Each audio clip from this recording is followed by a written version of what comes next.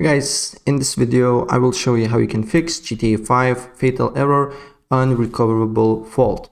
Please restart the game. So the first thing what you need to do here, you need to open up your client where you bought GTA 5, and then you need to right click on the game, go properties, go installed files, and verify integrity of the game files.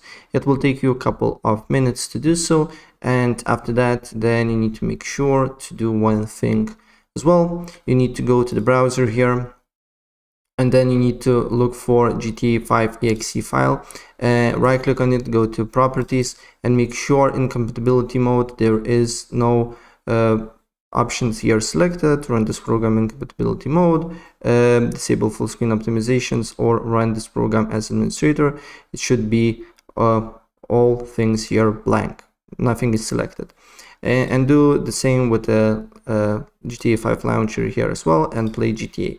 Make sure there is no run as administrator thing here, and after that, after files verified, your game should work perfectly fine. Right, so that's pretty much it, and if I help you out, please press like button and subscribe for more. Take care, bye.